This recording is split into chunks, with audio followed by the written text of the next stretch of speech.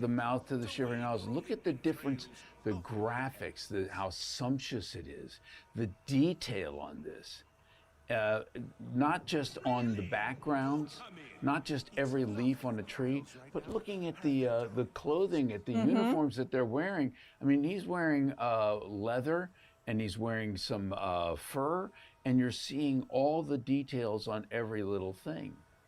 This guard right here, this guard, people are like, that's so effective. He seems to have this cold out there in the middle of this island where the winds are whipping around, and I had a cold. I was really, really sick that day. But you didn't have to go that hard into the role, Wes. I know, I'm method, so method. But look at that. Now, there's the door to the fringe, and inside, what's going to happen? Oh, look at the screens. Even the screens, the loading screens look so much sweeter and more detailed. And there he is. Haskell! Look at him, sitting there all bald and boring.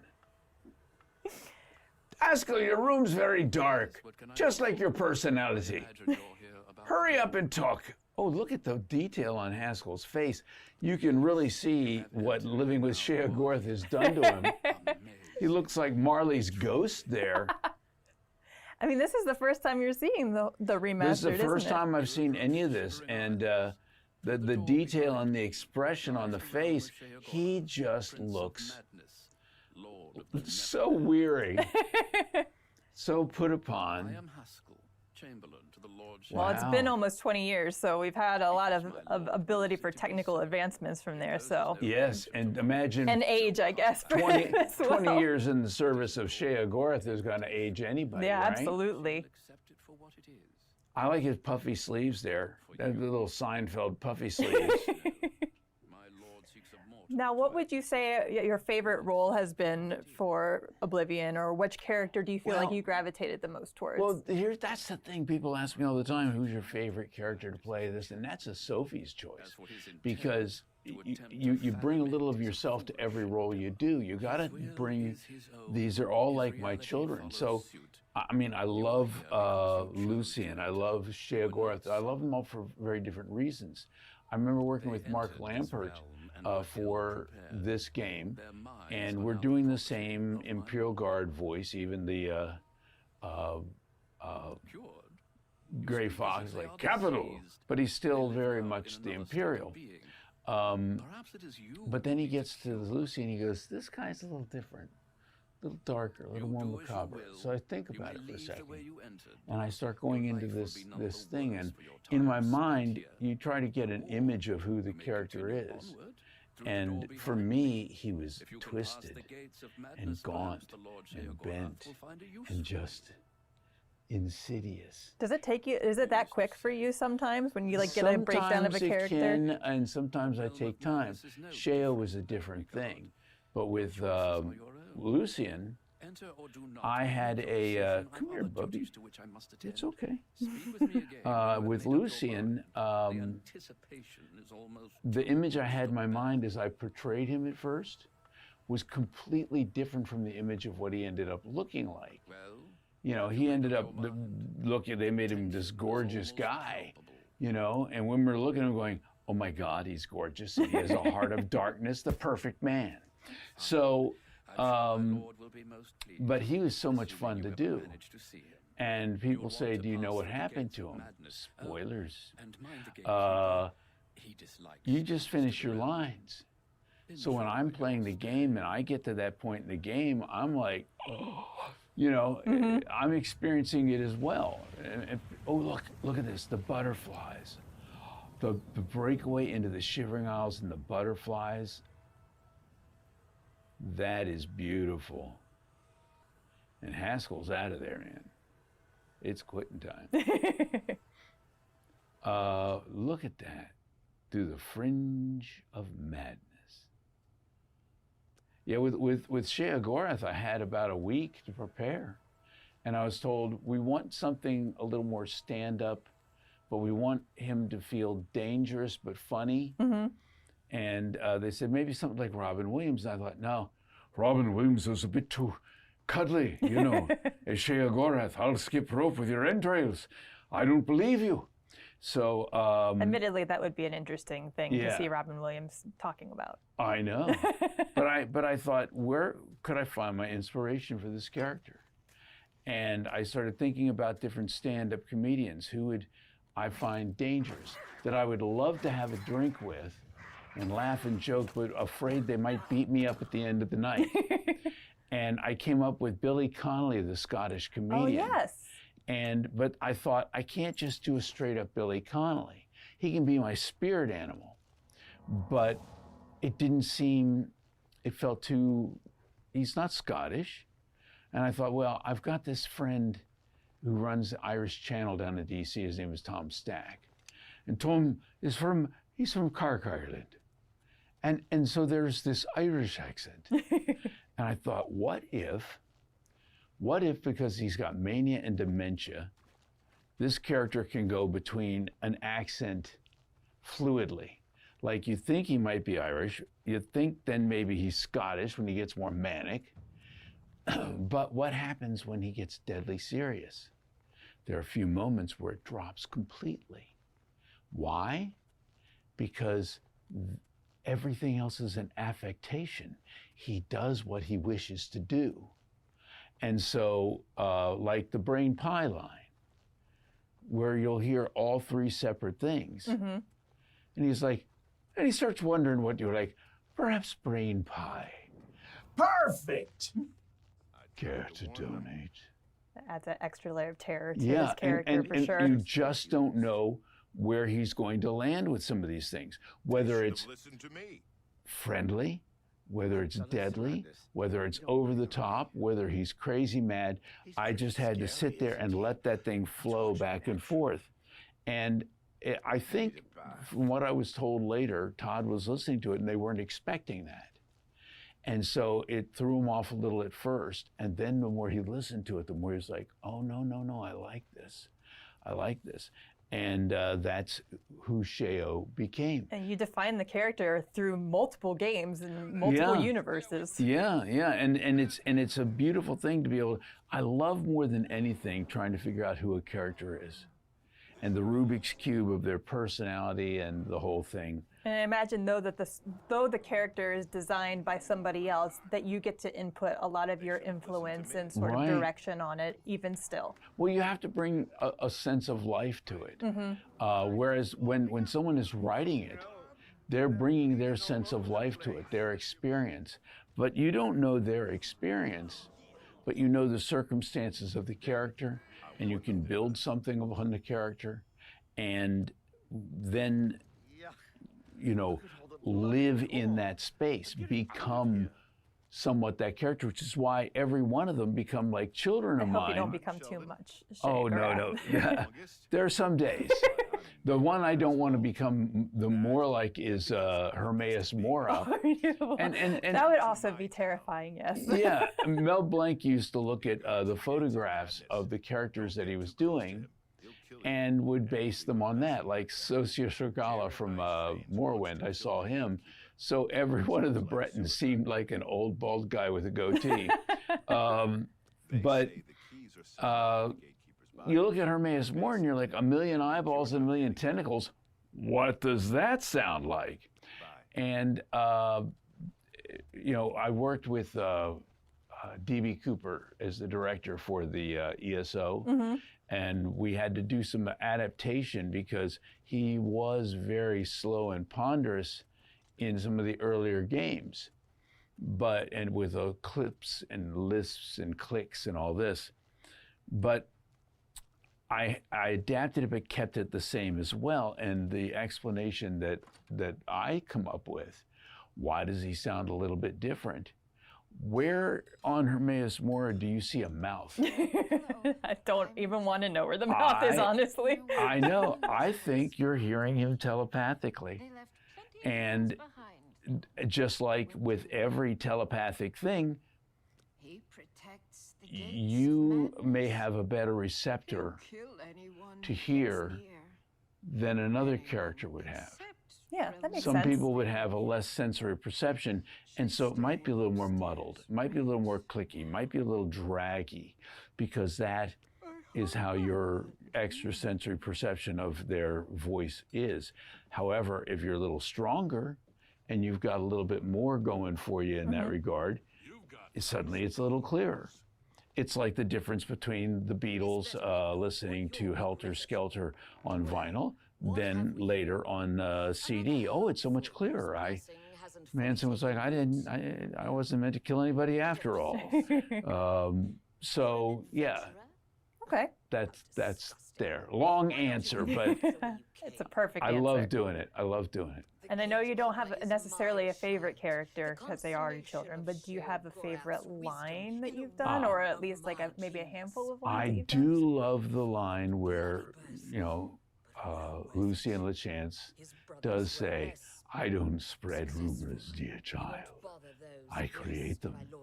And the only thing that bugs me is when Knights of the Nine came in, you're talking to Lucian and you ask him about rumors, and he goes, "I heard there's a prophet down by the..." And I'm like, no!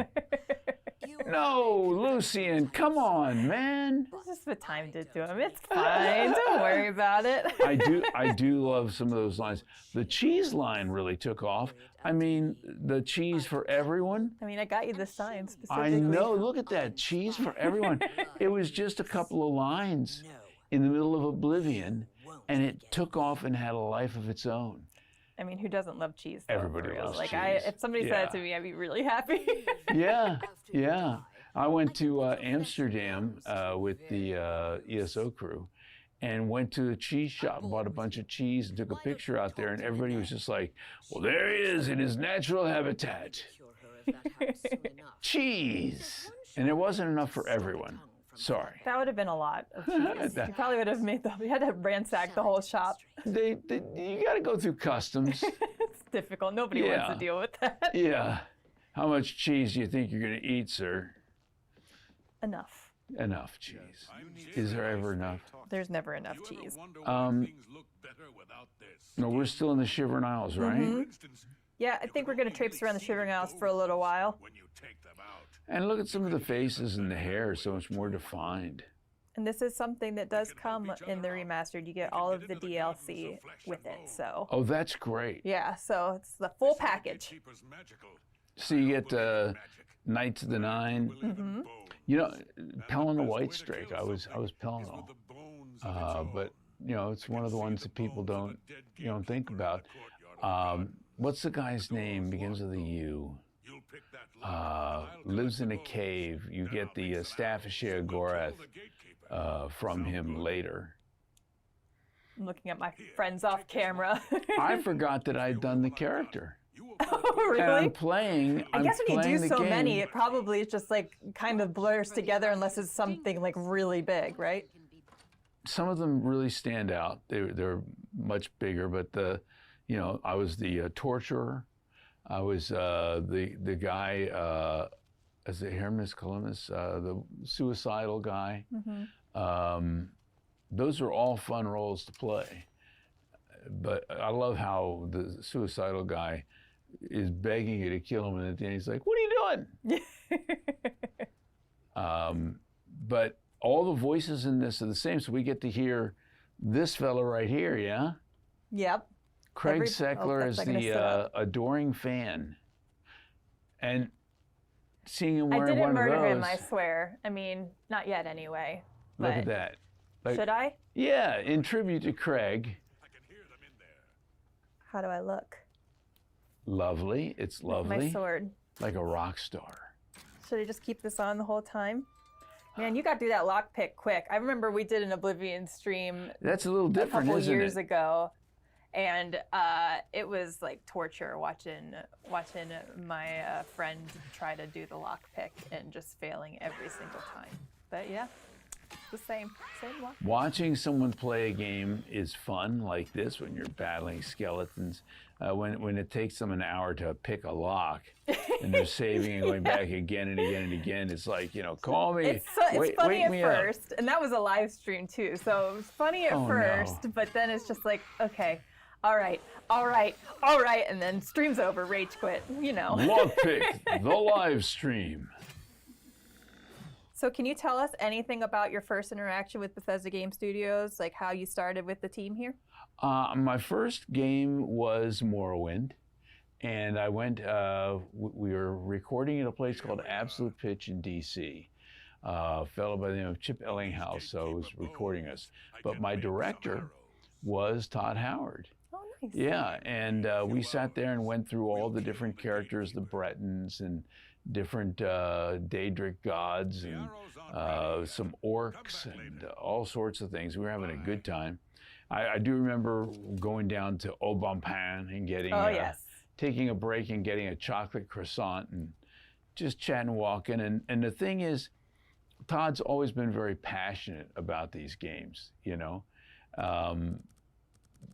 That's the thing that people don't. I don't think people realize just how deeply enmeshed into the game world he is. I mean, the old top-down turn-based type games, the board games, things of that sort, and to bring the spirit of those into these worlds. And, you know, Morrowind was kind of a real departure for the Elder Scrolls, which had been much less graphically robust. That was a nice way of putting it. Yeah. And, it's retro. Don't worry about it. Yeah. And the voice acting was very sparse then. It wasn't even that much more in Morrowind, but what was there was really fun and really good to do. And I started playing that game, getting 700 hours in. You know how it goes. You think, I'm going to play for half an hour before bed, and the next thing you know, birds are chirping outside, your day is toast. What day is it? And you go to sleep and dream in that world.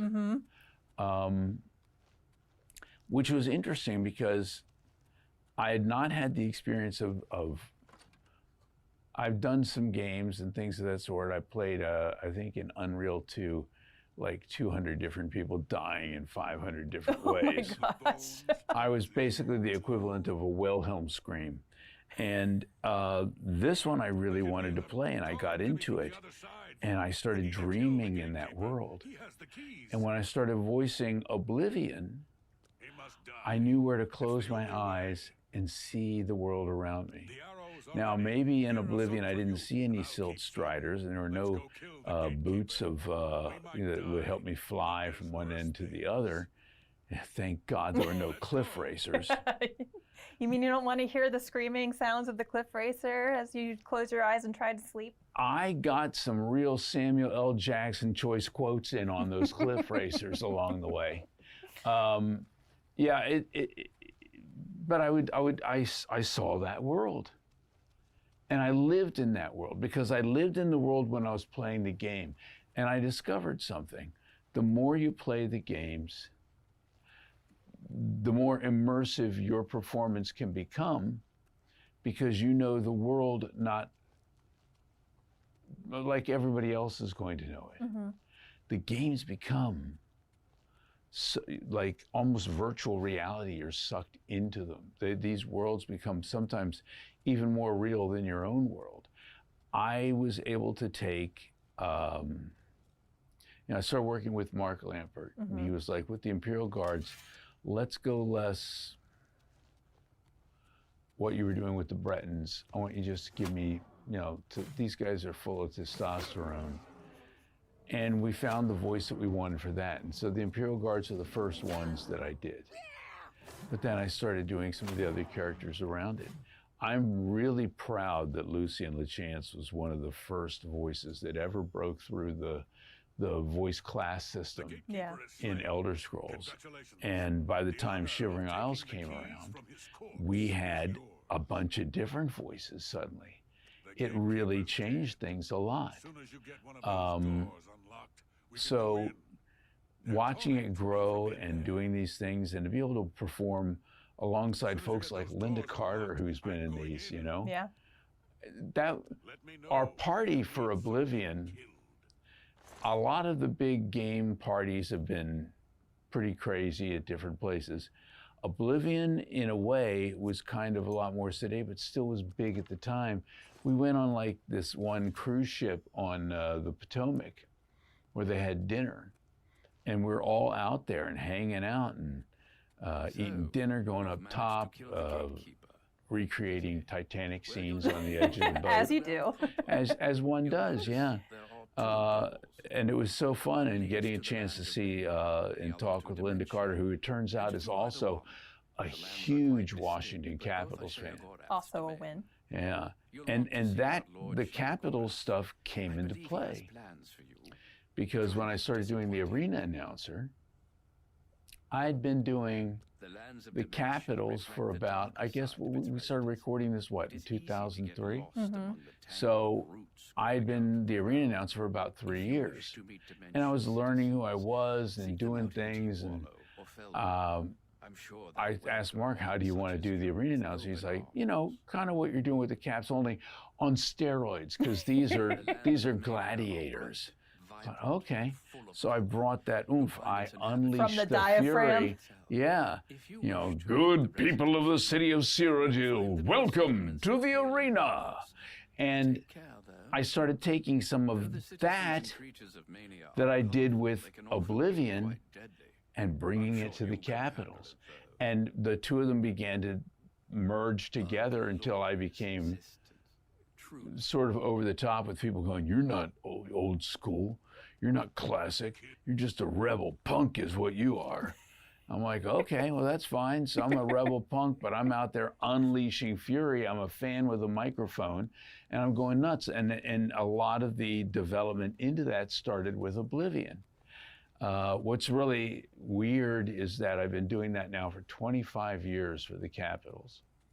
And in that time, as other people retired and left the job, all the people who are out there saying, you're not old school, you're not traditional, started replacing the old school and traditional guys with people who sounded like me and were doing the things I did.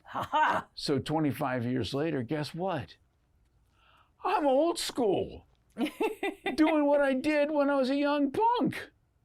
So, you know, thank you, Oblivion. Thank you, Mark, for helping change how I do things, you know, and that's the thing.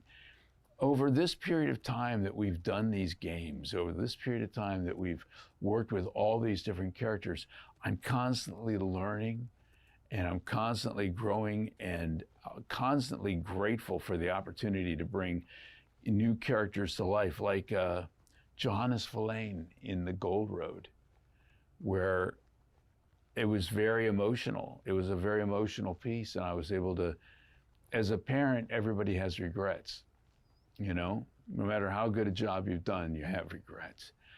And I channeled that into this character who died and left things unsaid and undone with his son, and is given a chance through, you know, the magic of this world and Hermaeus and all sorts of things, to be able to come back and try to make amends. And it was hugely emotional for me. Especially because you say you put so much of yourself into the characters you're doing. Yeah. And after we were done and I was working with DB on, I said, wow, that one was a little intense. And she said, yeah.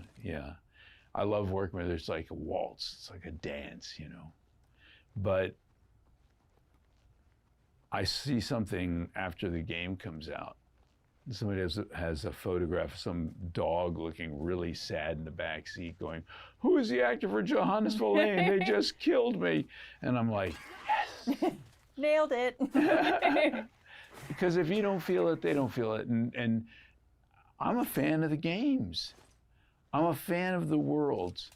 I'm a fan of every one of my characters. Even the bad ones have their reasons. Mm-hmm.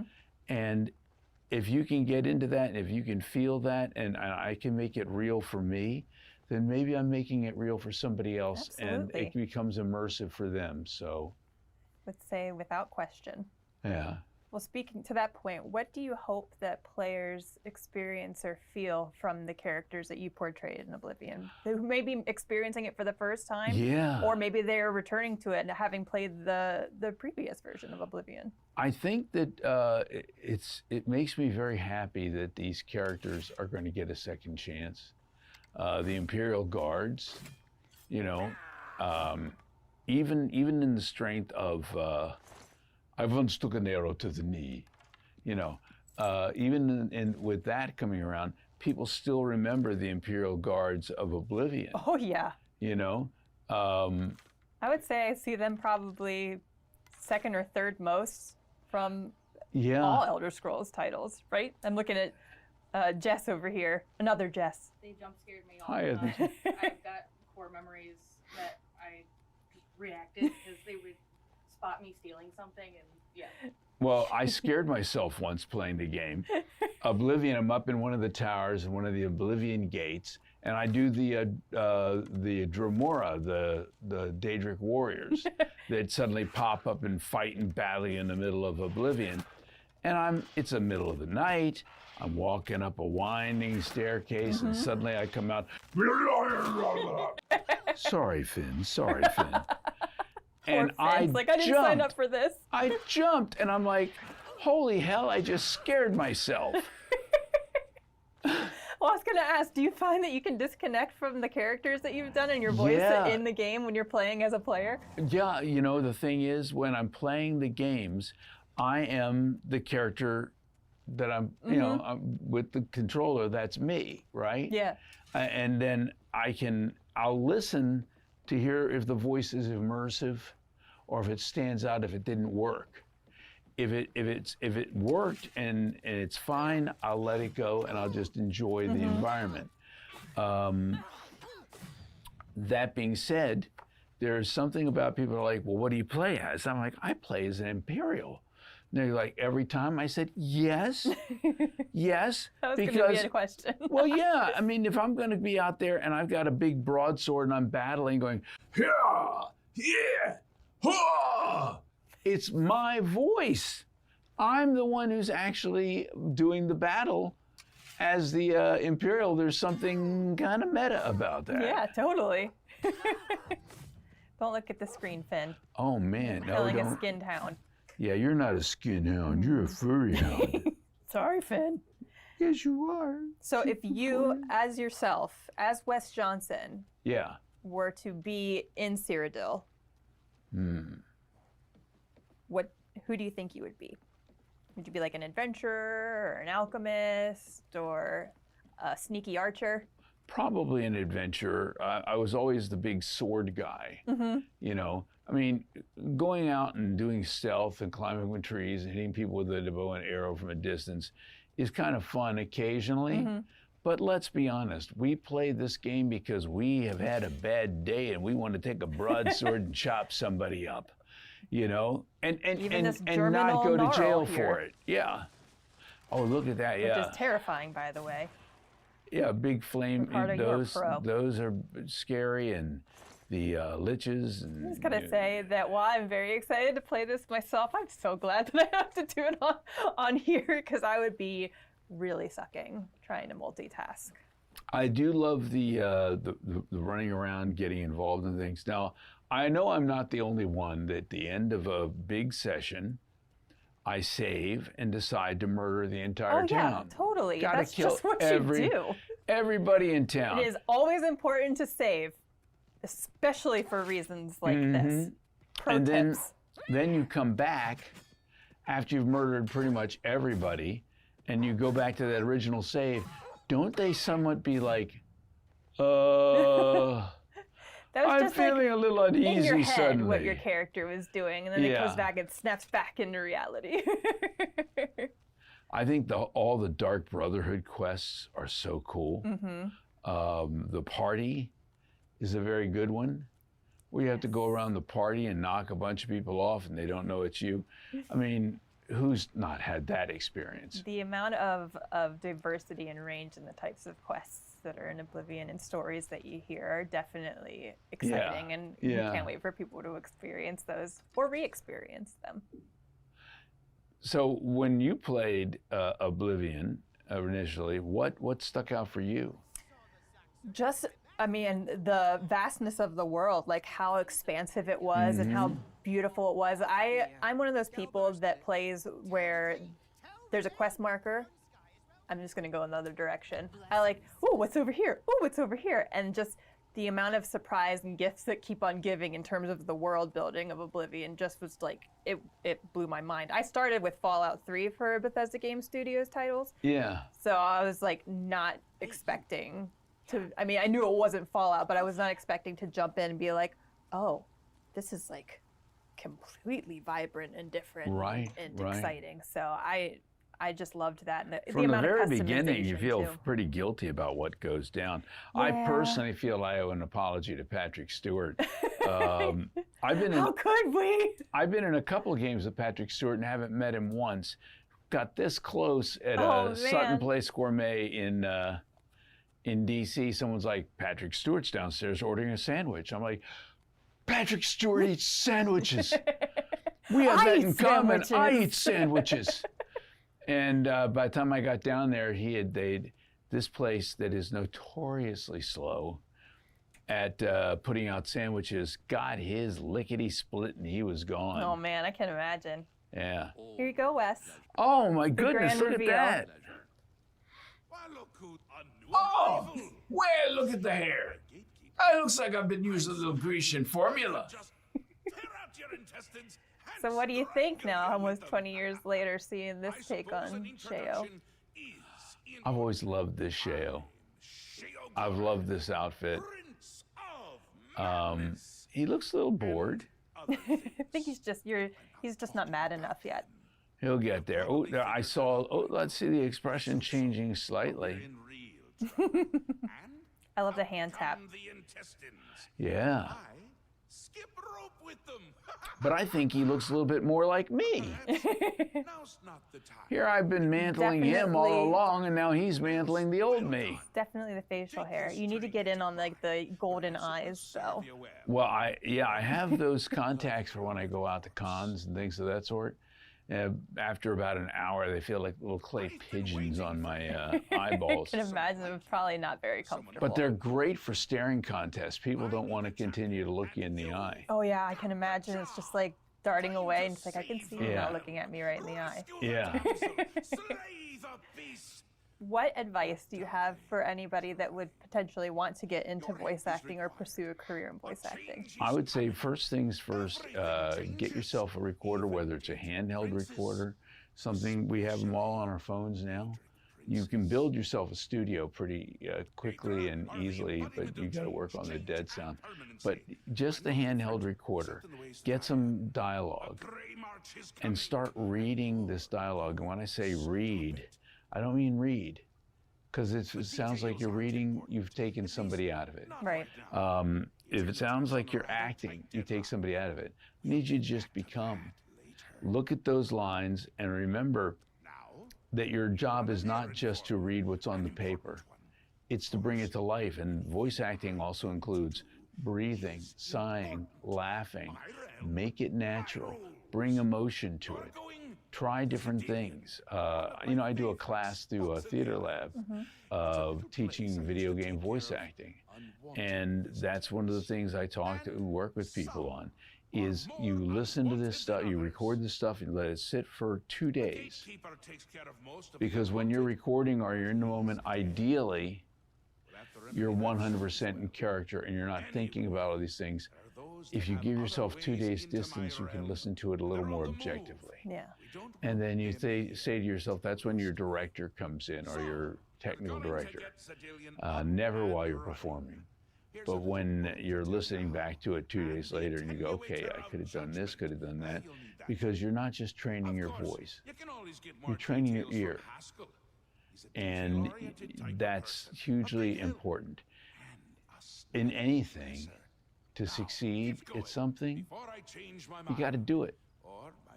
And so I tell people in my class, this is their homework assignment every week, and they get something, or they get little lines and things of that sort to work on, and we discuss it, and what did they hear, what are they doing, and I don't ever listen to it. I want them to listen to it, and then we discuss what they've done. Because when that 6-week course is over, whose counselor are they going to be leaning on? Their own. Right. And you want to, the people who were not really serious about it, stop. Yeah. The people who were serious about it continue to do those recordings, continue to do something, knowing that every time you go out for an audition, you look at places like on Reddit, they have Casting Call Club, where you can go in and maybe get yourself a job doing mods. And, you know, it's important. First of all, if you do a mod and you do it well, you're going to have stuff that you can use in your demo. Right. Also, these people are up-and-comers in the industry. And word of mouth is very important. So if you can start on a ground level with somebody who's starting out and they begin to know you and trust you, and you grow and learn together, that's the best. So I would say, if you want to do it, do it. And make that part of your job is going out there and looking for auditions. You can look on Backstage. You can look at Actors Access. If you're in the DC area, there's a thing called DragonutConnects.com that shows free auditions. And then you go to Casting Call Club online. If you do take my course, we have a Discord group. And it's just full of my alumni, and they all share. I'm sure everybody is really helpful. And they help each other. With their experiences. And that's the thing. Work with people who are working, not with people who are like, oh, I could do it if I wanted to. Everybody thinks if I really wanted to, I'd be better than anybody else. Have you been doing anything about it? No, but someone will offer me a job eventually. Now you got to chase everything down. You got to do it because you love it. That's it. Nobody's getting rich doing this, but you have to love it. Yeah. Oh, and God help me, Jess, I love it. It's great life advice. Yeah, that is just great life advice. You heard it. Do it. That young Balwad's not going to get any older. And then you can immortalize yourself forever in a video game. Yeah. Multiple characters, like Wes, if you're lucky. And to see this come back all these years later, and it's going to be, I think this is going to be huge. I think people are just going to love it all over again. Well, they don't have to wait much longer because it is available today. Go get it. Go get it. Go download it. It's on Xbox Series X, NES, and day one on Game Pass. It is also on PC and PlayStation 5, so...